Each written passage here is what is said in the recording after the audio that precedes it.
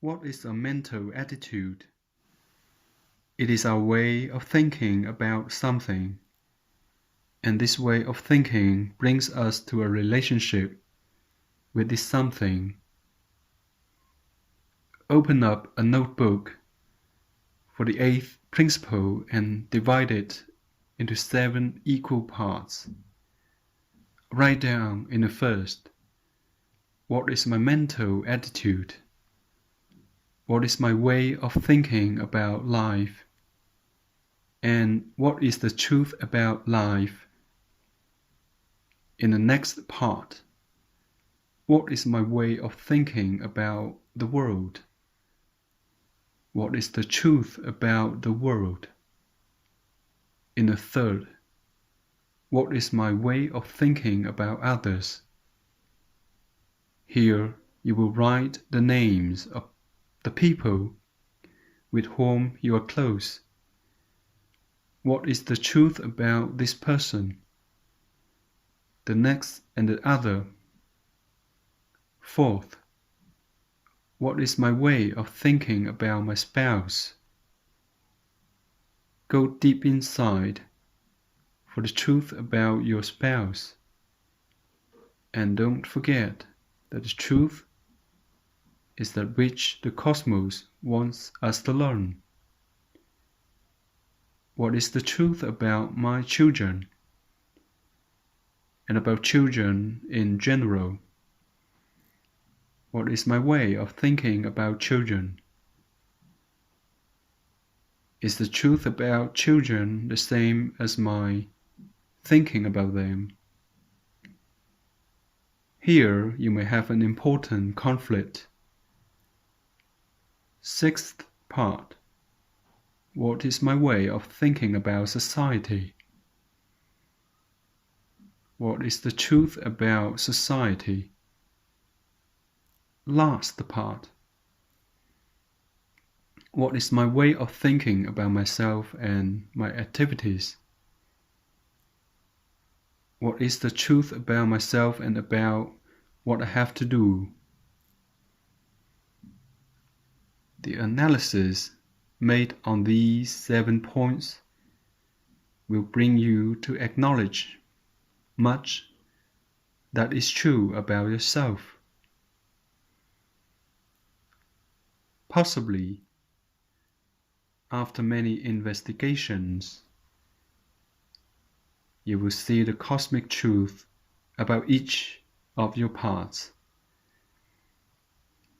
And then, while you are discovering these truths, you will change your relationship and harmonize your life. What is a relationship? A relationship is the way through which we get closer to something. If a person is afraid of life, how can he relate to it? If a person underestimates another, how can he relate to this other? Very well. Write down the word relationship and ask yourself the following question. In each of the parts of your notebook, what is my relationship with life? Is it correct, or how should it be?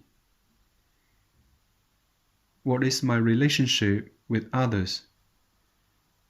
And what is my relationship with my spouse and with my children? How do I relate to them? How do I get close to them? How should it be? Yes, my friend, you need the truth, the absolute truth. Remember that all our conflicts come from the fact that during our childhood, during our growing years,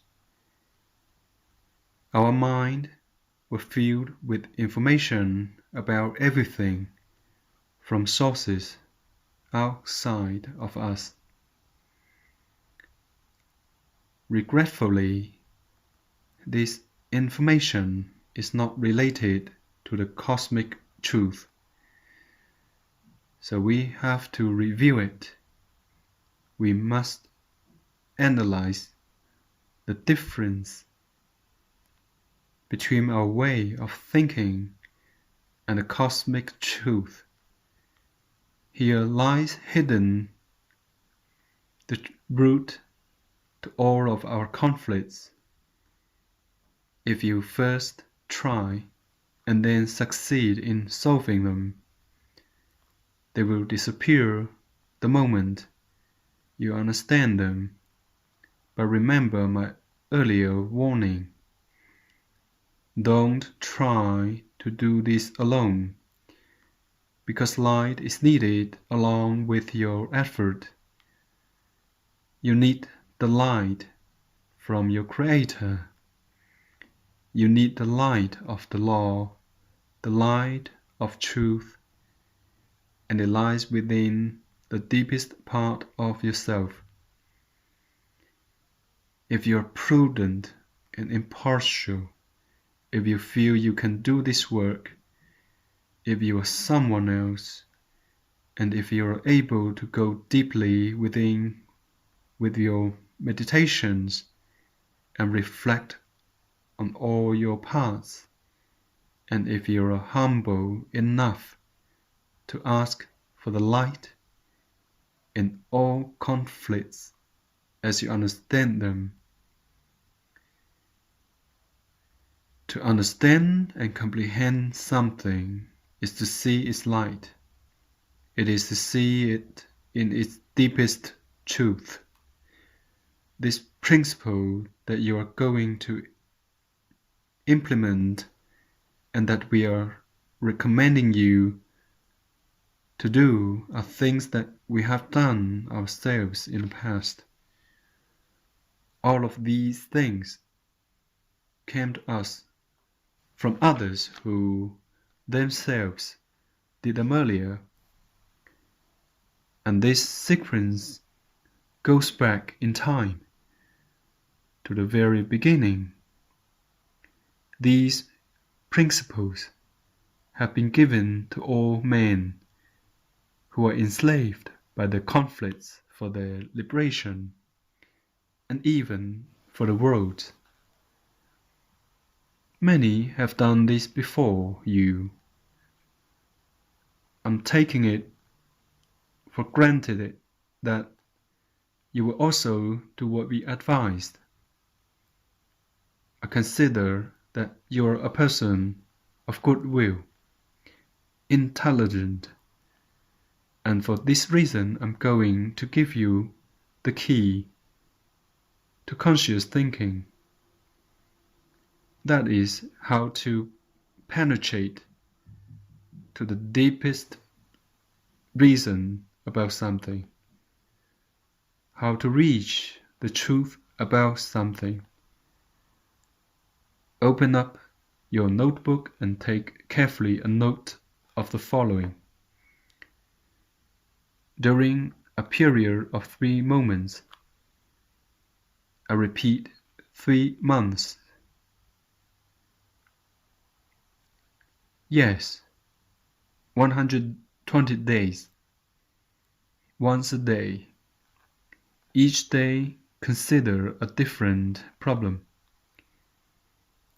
It could be an object, a person, a situation, an inconvenience, a conflict, and think about them thoroughly in the following manner. First, its origin. Second, the reason for the origin. Third, its history. Fourth, its qualities and attributes.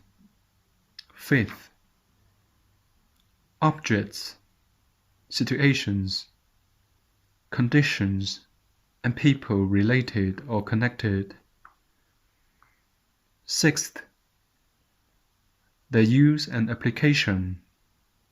Seventh, effects and results. Eighth, what is explainable and proven. 10th, its possible future. 10th, your opinion regarding its possible future. The cause and motives for this opinion. My friend, these are the 10 points of reflection that you will work on once per day. First, do a conflict, the next, a situation, then a problem, and then consider a person. The 10 points will afford you a deep penetration into your mind and connect you with the light of these things. Let's take this example. Let's take an object, a table lamp.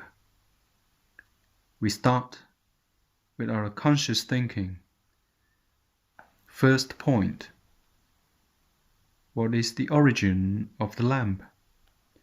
Second, what is the cause for the origin of the lamp?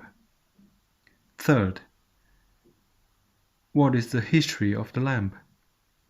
Fourth, the qualities and attributes of the lamp.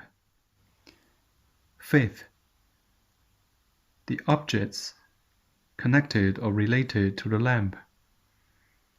Sixth, its use and application. Seventh, what are the effects and results from the use of the lamp? Eighth, what does the use of the lamp proven and explain?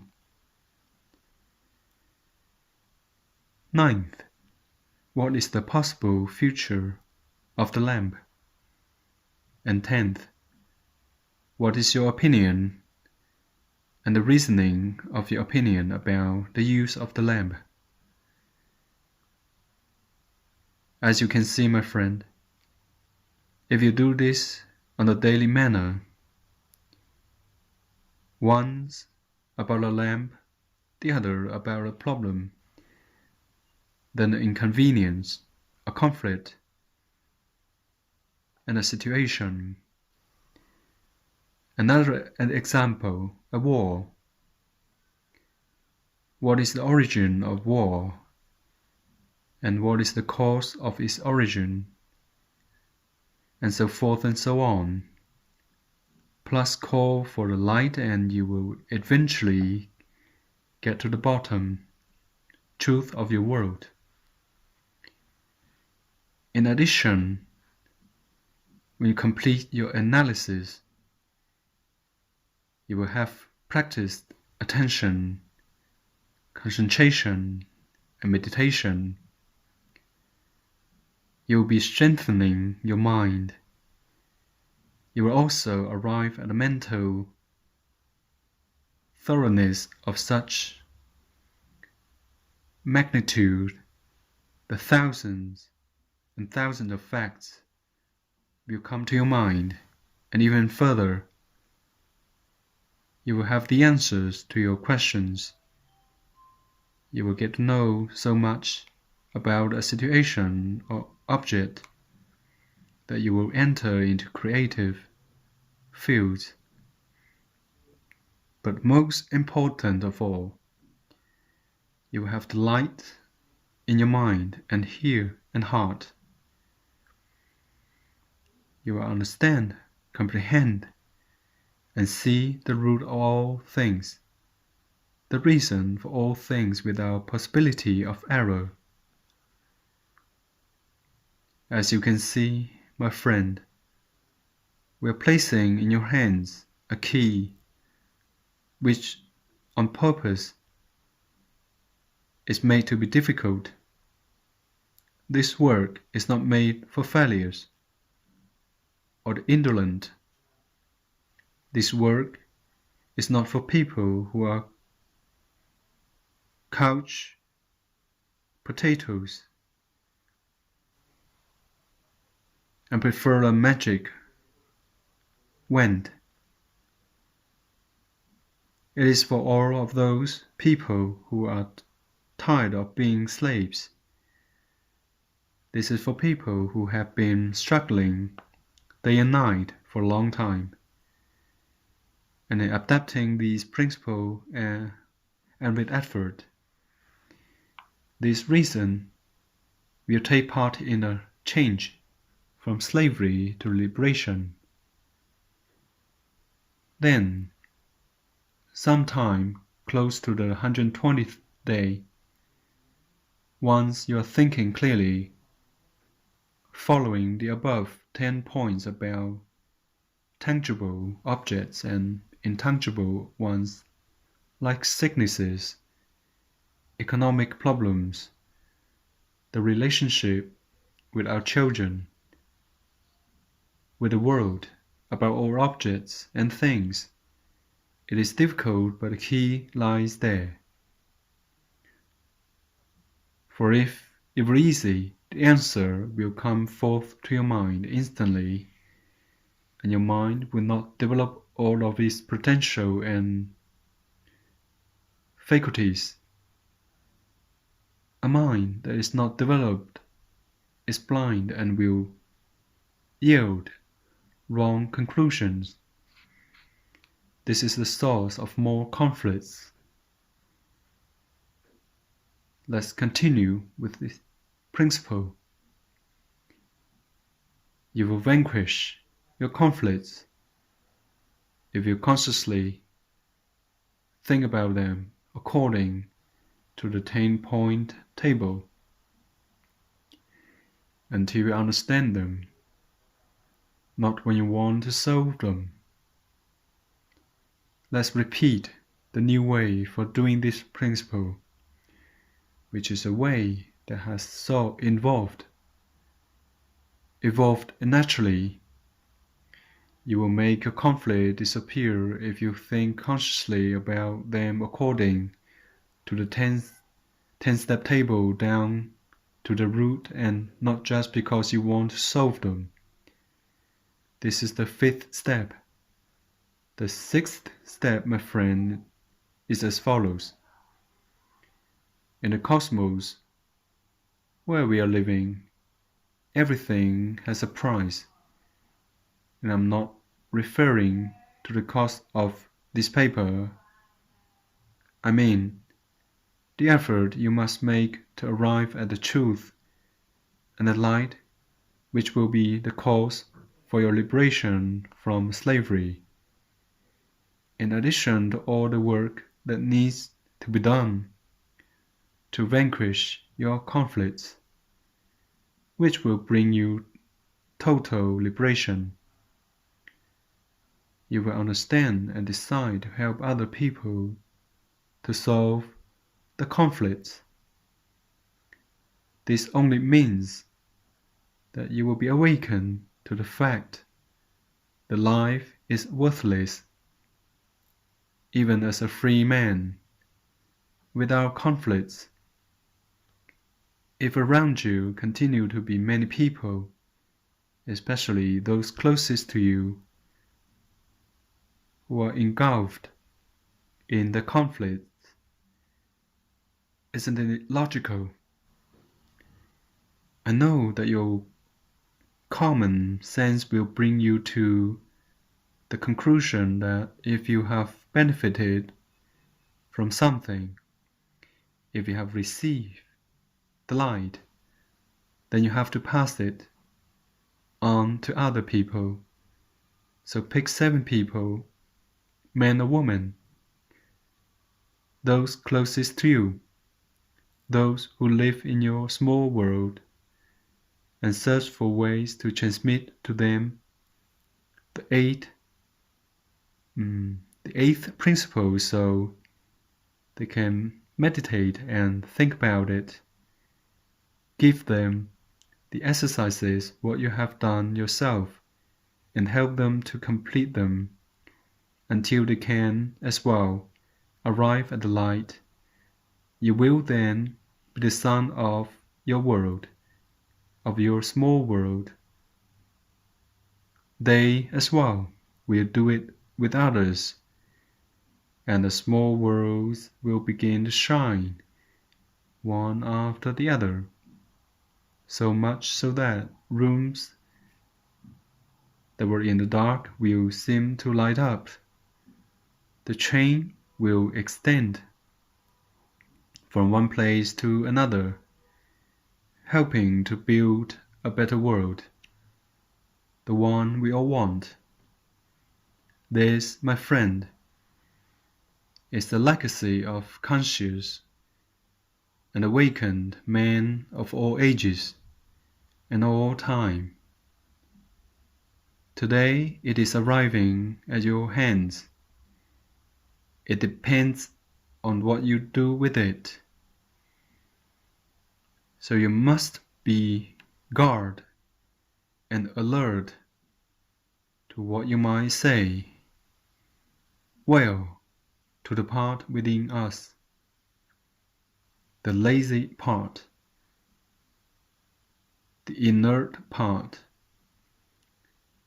the hesitant part, especially the part that lives in our mind and tries to run away from any type of mental effort. Remember when you were in high school. Remember when you have to solve those algebra problems. You have to make an effort, right? Then something would happen inside of you, and you would close the book to do something else.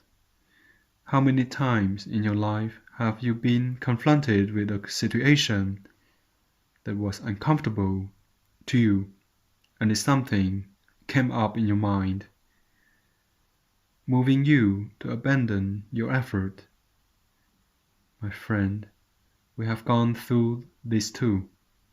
We're aware of problems you face.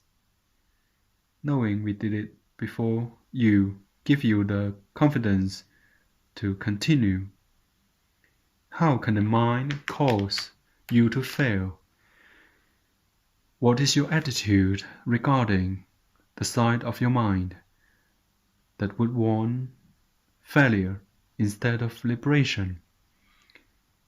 This is the involuted part. This negligent and lazy part, the part that does not want to expend any effort and wants to keep you in slavery with your feet firmly in the mud. You know very well that it will come up. Perhaps it has already shown itself while you were studying this lesson. What is your attitude towards this part of your mind? And what will be your behavior from now on? Will you let it take over your life? Will you let it fill your life with remorse, frustrations, and deception? You will not, right? Make up your mind. Get your courage up. Remember, we did it too. We traveled this road before you, and we want you to know that you must prepare for the time of effort.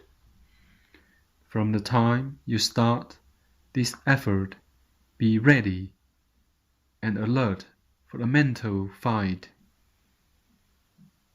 It will happen over and over until you learn to discern your involutive mind, as it responds to the thousands of circumstances and thoughts you will be passing through in your life experiences.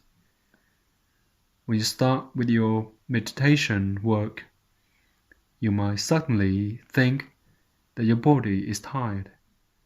This is the behavior of this involutive part of you. You may feel hungry, or if you prompt you to take care of other things, you will be awakened in many ways. You must see and understand how the involutive force will be acting in your case. The only way to do it is to arm yourself with courage and decide. Be alert and awake, and proceed. Prepare little notes. Put them on your desk, close to the place where you will be thinking about your conflicts, and always be aware of what is going on in your mind. You must discover it by observing yourself in order to realize how this force works on you. This force that will do everything possible so you will not acquire the light, so that you will not arrive at understanding and truth of your light and of your Creator's essence. This is why we alert you, because our enemy is not the world. It is not the cosmos. It is not others. It is not society. It is not a woman, or the children, or parents, or the traffic. It is not the high cost of living. None of these is our enemy. Our greatest enemy is inside of us. It is that part that tends to involution, that tends to push us backwards, that puts us into problems, that makes us spend more than necessary, that has the habit of blanking out our memory when we need it, of confusing our goals, of misleading our purposes, of wasting our objectives. It acts on its own, for its own sake, and most of the time it controls us, holding us as slaves to it. This is how we are. The part we think is ourselves in reality is the involutive part of our mind that commands and dominates our situations, making us aware of the problems of others. It does with us whatever it wants, and is the root of our conflicts. The involutive part is the creator of the conflict in our minds.